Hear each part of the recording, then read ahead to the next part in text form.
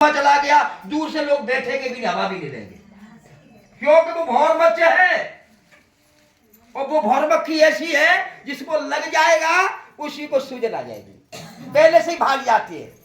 इसी प्रकार से हमारा तुम्हारा एक शरीर है और जो सत्संग हमारी तुम्हारी आत्मा का है, और जो हमारे तुम्हारे शरीर में है ये बहुत तेरे मक्खियां बैठी हुई है इसके अंदर, भौर मच्छी की तरह, भौर मच्छी की तरह। इसलिए हम आनंद नहीं ले पाते इसका। जो चीज जीवन में आई उस चीज का हम कुछ उपयोग नहीं कर पा रहे, क्योंकि वचन कहता है परमात्मा का कि मेरी प्रजा न ज्ञान होने के कारण और वो बददुआई में चली गई। एक हिरनी जंगल में जा रही थी, वो कस्तूरी मांग रही, कस्तूरी मिल जाए कस्तूरी, लेकिन जब उसको पता लगा तो उसकी टुंडी में कस्तूरी बनी। इसी प्रकार से जो हमारा तुम्हारा एक जीवन है, हम दुनिया में भटक रहे, बमूरा पर चप्पल टांग रहे, कोई जूता टांग रहे, लेकिन हमें वो ये नहीं पता कि हमसे बड़ा कौन है, लेकिन हमें तुम्हें इसका ज्ञान ही नहीं है। हमारे अंदर ही ईश्वर बैठा है, हमारे अंदर ही परमात्मा है, हमारे अंदर ही गुरु है। गुरु जी का वचन कहता है परमात्मा का कि किसी दूसरे से पिता मत कह देना, हमारा तुम्हारा सबका एक ही पिता है। वो कौन है? ईश्वर। किसी दूसरे से स्वामी मत कह देना, हमारा तुम्हारा एक ही स्वामी है। वो कौन है? ईश्वर। किसी से दूसरे से गुरु मत कह देना, हमारा तुम्हारा एक ही गुरु है, आत्मा का, वो ही परमात्मा। इसी प्रकार से हमारे तुम्हारे शरीर में एक भौर मच्छ की तरह मक्खियां लिपटी हुई है, संसार की, वो शरीर की। हमें तुम्हें इसका भजन करना चाहिए, आत्मा का। यदि हम अपने शरीर से ये मक्खियां बढ़ाते रहेंगे, मैं सत्य बता रहा हूं, इसमें शहद निकलेगा, इतना शहद वो तेरा जाना, और हमारा तुम्हारा मुंह भी मीठा हो जाएगा। क्योंकि हमारी तुम्हारी शरीर की इच्छा है ये खत्म करना है, हमें आत्मा की इच्छा प्रकाश करना है। आत्मा का मन क्या होता है? ऊपर के लिए, और शरीर की इच्छा होती है नीचे के लिए। तो हमें तुम्हें भजन इसी के लिए करना है, हे मेरे परम प्रधान, मेरे सर्वशक्तिमान, जो मेरे शरीर में अंधकार भरा हुआ है, जलन, कपट, ईर्षा, घमंड, बुराई, शरीर में जो मेरा मन बार बार भटक रहा है, इन्हें दूर कर, और इस मन को, इस अंग को ऐसा कर ताकि मैं तेरा भजन कर सकूं, तेरी ओर में मन लगा सकूं, तेरे मैं देख सकूं, अंदर से तुम्हें साक्षात ईश्वर दिखाई देगा। आज ये सब व्यापारी चल रहे हैं, देखते रहे, तो अकेले पूछते भी हमको कि भैया ये सत्संग क्या है? मैंने इनको साक्षात ईश्वर के दर्शन होते हैं। हम तुम नीचे परमात्मा को ढूंढ रहे, कोई खेतर में ढूंढ रहे, कोई फलानी जगह ढूंढ रहे। मैं कह नहीं सकता हमने भी ऐसा काम किया है, हमें माफ कर देना, लेकिन जब परमात्मा ने हमारी आंखें खोली है तो हम भी तुम्हारी लिए चुना है। कुछ लग जाए बुरा भला तो मुझे माफ कर देना। हम तुम परमात्मा को नीचे देख रहे हैं, नीचे नहीं है परमेश्वर, परमात्मा हमारे तुम्हारे अंदर ही। ये साक्षात ईश्वर के दर्शन करती है, साक्षात, कोई छोटा मोटा वचन नहीं है। लेकिन इस मगरमच्छ के लिए हमें भौर मच्छ बढ़ाना पड़ेगा, जो हमारे तुम्हारे शरीर में भरी है, लड़ाई की, जलन की, कपट की, बुराइयां की, ईर्षाओं की, घमंड की। ये शरीर का विकार है। हमारी तुम्हारी जो आत्मा है वो शून्य है। क्या है? शून्य। और शून्य का मतलब क्या होता है?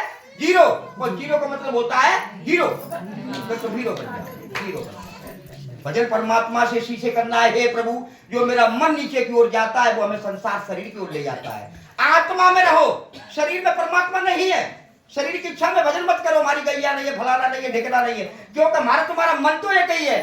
जब हम मन इसी शरीर में घुमाते रहेंगे तो भजन कब करेंगे? वहां जाके वहां कुछ नहीं मिलेगा। गुरु जी का वचन कहता है यहाँ तेरे पास सब कुछ है, सत्संग है, शरीर है, ज्ञान है, बुद्धि है, अगवा है, टीचर है, जो मांगना चाहेगा वो मांग लेगा। वहां कुछ नहीं मिलेगा, ना तुझे सत्संग मिलेगा, ना तुझे शरीर मिलेगा, ना ज्ञान मिलेगा। खाली वहां मिलेगा कि दांत पीसना। क्या मिलेगा? दांत पीसना, बैठे बैठे दांत पीसते रहोगे। आज मुझे बात मान लेते तो या नहीं आने पड़ता। तो हमें तुम्हें अपने परमेश्वर के लिए आत्मा में रहना है। आत्मा में देखोगे तो परमात्मा का भजन है, आत्मा में होगे तो परमात्मा का ध्यान होगा, है ना? इस प्रकार से हमें प्रार्थना और भजन सत्संग करना है कि हमें अपनी आत्मा को खोजना है। आत्मा ही में परमात्मा है, आत्मा ही में ईश्वर है। जब आत्मा में रहोगे तो तुम्हें वचन का याद रहेगा, आत्मा में रहोगे तो तुम्हें भजन का याद रहेगा, आत्मा में रहोगे तुम्हें अगुवाओं का याद रहेगा। और जहाँ तुम शरीर में आ जाते हैं तो सब भूल जाते हैं। हमारा तुम्हारा शरीर बढ़िया नहीं है। मैं बार बार बताता हूँ, है ना, शरीर बढ़िया होता तो गले कीमटा बजाते यार, गांव के गांव चले जाओ, साइकिल चल रहा है, क्योंकि ये शरीर ने तुमको बुला दिया। हमारे गांव का कहता राम शरण, जब समझने स्वर्ग में पहुंच जाएंगे तो नीचे मर जगह 10 आदमी की जगह। इसीलिए हम तुम जैसी कहते परमात्मा ने हम तुमको चुना है, तो हमारा तुम्हारा एक सभी जो समय है वो अमूल्य कीमत का है। जो समय निकल गया है वो लौट के नहीं आएगा। हम तुमको शरीर ने मरने का डर को बुला दिया, कठोर बना दिया, बुरे बुरे काम कर रही है। इसी के लिए हमें भजन करना है, इसी के लिए हमें प्रार्थना करनी है, इसी के लिए हमें सत्संग करना है, शरीर की इच्छा में नहीं। बहुत तेरे हमने से देखा है, बहुत तेरी बेटा बेटियां परमात्मा के बैठे हैं, जब किसी की शादी होकर जाती है लड़की की, तो बहुत तेरी लड़कियों को ये पता रहता है कि हम शादी में जाएंगे तो हमें नाचना पड़ेगा, नाचना पड़ेगा। और बहुत तेरी शर्म जाती है, वे आती है तो जब बहू आती है घर पे तो नचाने जाती है तो बहुत तेरी कह देती है, तो एक बजन की कहेंगे, दो गीतों पर नाच देती है, खुशी हो जाती है। और परमात्मा, मैं सत्य बता रहा हूँ, नौछावरी भी गंजे हो जाती है। बहुत तेरी ऐसी होती नाचती की शर्मती है वो, है ना, शर्मती। जीजी आज तो आंगन टेढ़ और ना तो जीजी थोड़ी ढोलक सही नहीं बजाई। इस प्रकार से हम भजन कम कर रहे हैं। हमारा तुम्हारा शरीर है वो भजन कम कर रहा है, आंगन टेढ़ा बताता है ना। ये हमारा तुम्हारा शरीर बताता है काय का भजन कर रहे हैं, काय का कसरत कर रहे हैं, थोड़ा सा बता, है ना। इसी प्रकार से हमारे तुम्हारे शरीर में मन में रुकावट ना हो परमात्मा के भजन के लिए।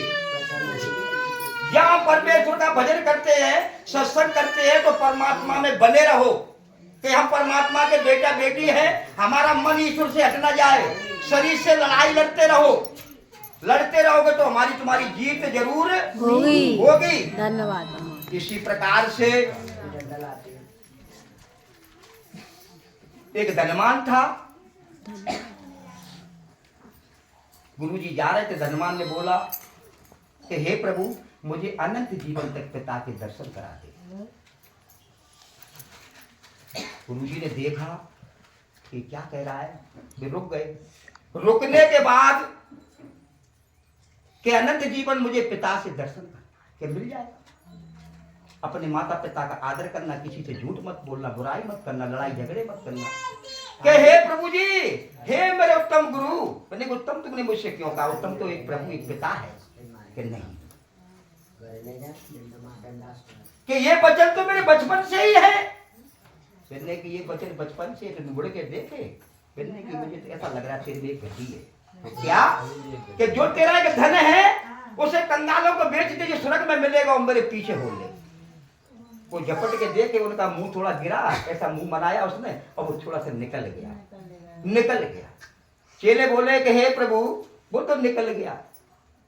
मैंने कही कि स्वर्ग में प्राप्ति धनवानों को ऐसी होगी जैसे ऊंट सुई की धागों में से निकलना, क्योंकि जहां उसका धन है और वहीं उसका मन है।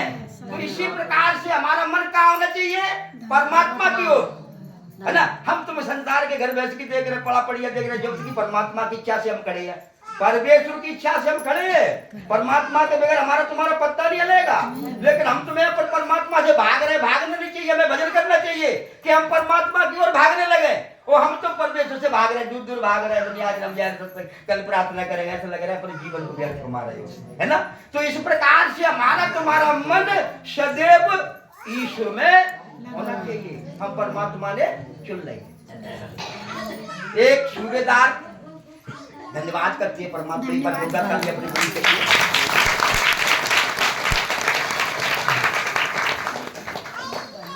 अपने गुरु जी को पता लग गया था, बहुत से लोग चंगे हो रहे, बहुत से लोग भले हो रहे, कोड़ी को काया दिया था, शोर मच गया। जैसे आज हमारी मौसी के द्वारा, मैं सत्य बता, आत्मा से ग्रहण करोगे ना तो जीवन बन गया है, शरीर से ग्रहण करोगे तो ये करो कहां से कैसे आए, आत्मा से। जिस परमात्मा ने हमको भेजा था नीचे, वो कोई परमात्मा में मिल गया। सच्ची आत्मा से करोगे तो पूजा करोगे, रात को प्रार्थना करा करो, प्रभु मुझे अगुवाओं से बात मिला कर, हम भी भजन प्रार्थना तब मिल पाती है ना। क्योंकि अगुवा से बात करना ही समझ लो परमात्मा से बातें कर रहे है ना। इसी के लिए क्या हुआ, एक सूबेदार क्योंकि सूबेदार का एक दास था, वो एक बीमार हो गया था, बीमार खटिए में पड़ा, सब वैद्य हकीम उसने देख लिए लेकिन उसको इलाज नहीं मिला। सूबेदार को पता लग गया अपने गुरु जी आए और वो देख लेंगे तो वो चलना वाला। उसने अपने 2 सैनिक भेजे थे कि जा प्रभु से कह दे मेरा एक दास है, वो खटिया में पड़ा है, खटिया में पड़ा है, क्यों कि वो चल नहीं पा रहा है। गुरु जी के पास गए 2 सैनिक, गुरु जी से बोला भाई गुरु जी एक सूबेदार का एक दास है, तुमको चलना है। तो गुरु जी चल दिए, वे तो आई इसीलिए आज हमारे मौसी से कह दो भैया चलो आज वैसी चंगा करना पड़ेगा, भाई वे अपने बच्चन लेके चल रहे वो आए। इसी प्रकार से वे चल दिए, पर को पता लग गया कि गुरु जी आ रहे। अदपर से 2 सैनिक और भेजे और सैनिकों से कहा था कि सैनिकों से कह देना कि प्रभु मेरे घर पे ना आए, उनका घर मेरी छत उनके काबिल नहीं है और मैं भी ऐसा थकित नहीं हूं कि मैं वहां से नहीं जा सकता, लेकिन मेरा ऐसा मुंह नहीं है कि उनके सामने जा सकूं। खाली वे वहां से वचन ही बोल दे, वचन ही बोलते और मेरा दास ठीक हो जाए। इसी प्रकार से धन्यवाद करो कि हमें परमात्मा का वचन मिल गया, परमेश्वर के हम बेटा बेटी बन गए आत्मा से। तो भजन करो, भजन करो, सत्संग करो, इसी के लिए परमात्मा से प्रार्थना करो जो मेरे शरीर के विकार भरे ने दूर करो और आत्मन के विकार पे बन जाओ। आत्मा में हो गए तो परमात्मा मिलेगा, जहाँ हमारा तुम्हारा जीवन एक ईश्वर है। मैं सत्य बताता हूँ, चाहे भगत तो होता है, कठिनाई का समय सत्य का मार्ग है तो कठिनाई है।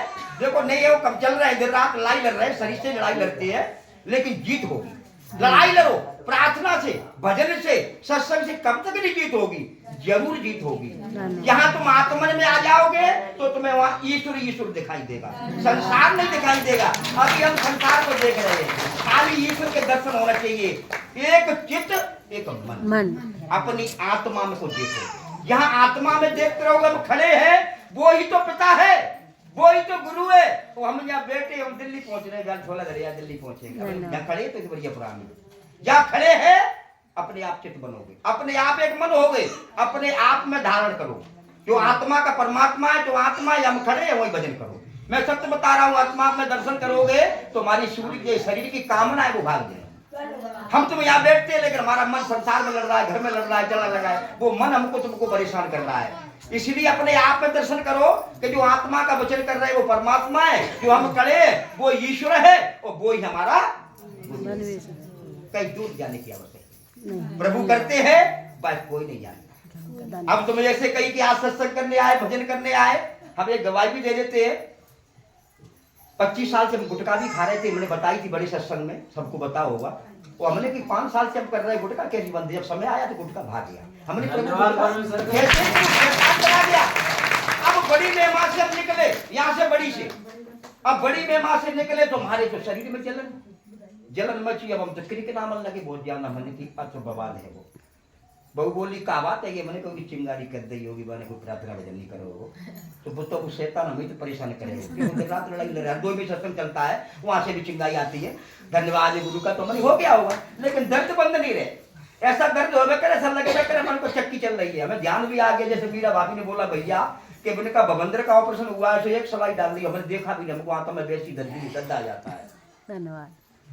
अब हम सोचने लगे मनी प्रभु ये तो बहुत बड़ी बीमारी है गई, और ये तो पता है हम दवाई दी नहीं, 5 साल सत्संग करते करते हो गए, हमने तक कभी खुराक नहीं खाई है, कैसी भी समस्या आई है। प्रभु धन्यवाद, हम तो सत्य बता रहे, सबके अंधकार को दूर करें। अब तुम लोगों को एक दिन में हीरो नहीं बनोगे, क्रम क्रम से बनोगे, धीरे धीरे। धन्यवाद।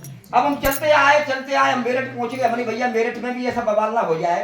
मेरठ पहुंचे एक दिन, दूसरे दिन हमें कहीं जलन नहीं। दूसरे दिन हम जैसे हम बाथरूम में गए और जाने के बाद जैसे हम तुम ऑपरेशन करते हैं, जैसे कोई किसी को काटता है तो कड़ुआ खून एकदम बीता, हमने कि अब हम मर गए।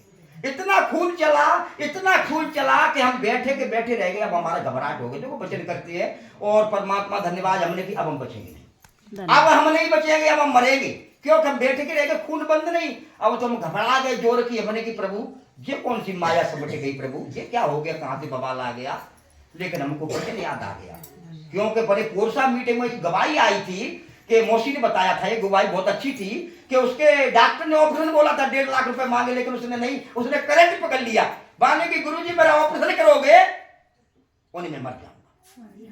हमको ध्यान आ गया, हमने कि गुरुजी हमारा ऑपरेशन कर गए। धन्यवाद। जान आई तो जान पैर में करवात मचीरी सारे दिन और दूसरे दिन देखे तो मैं सब बता रहा थोड़ा लगा तीसरे दिन देखे टनाटन हो गए। आज धन्यवाद करते हमने कि प्रभु ये तो तुमने बिगड़ पे सब एक बिगड़ इलाज कर दिया कि इलाज नहीं वो शैतान तक वो भाग गया। धन्यवाद। इसी प्रकार से हमारे तुम्हारे शरीर में शैतान भरे संसार के जब तक परमात्मा के सामने नहीं जाओगे तो वो क्रम क्रम से बारी बारी से निकलते जाएंगे। मत घबराओ कि आज हमारे पास घर के संकट जब हमने परमात्मा ही देख लिया तो हमें क्या जीवन में चाहिए। जब हमें ईश्वर मिल गया तो उससे बढ़कर कोई चीज नहीं है। धन्यवाद। तो तुम ईश्वर को देखते रहो, या ईश्वर को लगे रहोगे क्रम क्रम से सारी परेशानियां दूर हो जाएंगी, सारे संकट के दूर हो जाएंगे। हमारे पास बहुत धन हो जाए क्या सोना खाने लगेंगे? सबसे गरीब हो जाए क्या सोना खाने लगेंगे? नहीं, खाना ही खाएंगे। कपड़ा रोटी मकान ये तो सबको चाहिए चाहिए। जबकि परमेश्वर कहता है मेरे बेटा बेटी तुम बन गए हो तो मैं तुम्हें किसी वस्तु कोई भली वस्तु नहीं होने दूंगा। कहता है कि नहीं कहता? तुम भूखे जरूर हो लेकिन सोओगे नहीं। फिर सबसे बड़ी बात क्या है? हम भक्ति करने लगे मंदिर पे जा रहे हैं, कहीं बाबा के पास जा रहे हैं, किसी के पास जा रहे हैं, कोई सत्संग में जा रहा है, कोई कहीं जा रहा है, काय के लगे हम परमेश्वर प्राप्त कर ले। तो अपने पास जो चीज है तो बहुत अच्छा है, लेकिन अपन जो भी कुछ कर रहे हैं काय के लिए कर रहे हैं कि परमेश्वर हम तेरी प्राप्ति कर ले ताकि हम इस उद्धार के इस बार बार मरने और जीने से मुक्ति पा सके। प्रभु की नजर से बच के जाएगा का बंदे ऐसे करके भजन है ना, 84 लाख योनि में तुझे भटकना पड़ेगा। तो ये योन ये मनुष्य की जिसमें अपन बच करके क्या कर सकते हैं? परमेश्वर के पास बैठ सकते हैं। सुनो अभी बताया था कि वहां तो थोड़ी सी जगह भैया ने बिल्कुल सच कहा, जो मूर्ख है वो तो कुछ भी कहते रहते। उस स्वर्ग की तो छोड़ो, एक चंद्रमा की बताता हूं मैं। जो सूर्य जो उनको रोशनी दे रहा है प्रकाश। साइंस बता जो वैज्ञानिक है वो बताते हैं कि ये जो पृथ्वियां हैं ये ऐसी पृथ्वी उठा करके उसके अंदर 13 लाख डाल दो फिर भी उसके अंदर थोड़ी बहुत जगह है। ऐसी पृथ्वी उठा करके सूर्य के अंदर 13 लाख पृथ्वियां समा जाएंगी। इतना बड़ा कौन है? सूर्य। तो स्वर्ग कितना बड़ा होगा? धन्यवाद। सिर्फ उस स्वर्ग में हमें जगह बनाने की जरूरत है। और जगह तुम कहो कि पैसा दे के बना ले। अभी बोला था ना कि भैया ने वचन अब ऐसे ध्यान नहीं रहता, नहीं इतना अच्छा वचन बोल दिया भैया ने कि मान लो यहाँ तो वास्तव में संतुष्ट हो जाती है। धनवान व्यक्ति अपने पैसे से क्या खरीद सकता है? इंसान खरीद सकता है, वकील को खरीद सकता है, मान ले जज को खरीद सकता है, पुलिस वाले को खरीद सकता है, लेकिन परमेश्वर के राज्य को कोई पैसे से नहीं खरीद सकता। अपनी शांति को कोई नहीं खरीद सकता। मेरे घर में पैसा तो अरबों है खरबों है लेकिन शांति न थी भाई। शांति तब आएगी तब परमेश्वर तेरे घर में आएगा तब, क्योंकि परमेश्वर का वचन क्या कहता है? मेरे बेटा मेरी बेटी हो, मैं तो पिता के पास जा रहा हूँ लेकिन अपनी शांति तुम्हें दिए जाता हूँ। धन्यवाद। जब परमेश्वर की शांति वास्तव में हमारे जीवन में आती है तो वास्तव में हमें अच्छा लगता है कि हाँ वास्तव में कहूँ तो बहुटिया सो को पापा सो को मम्मी सो को कहूँ ना कहूँ लड़ाई वड़ाई को भैया सो को भाभी सो होती रहती, लेकिन परमेश्वर ने जब शांति दी है तो आज स्वर्ग की तरह वहाँ नहीं यहाँ पे मेरा घर हो रहा है। धन्यवाद परमेश्वर।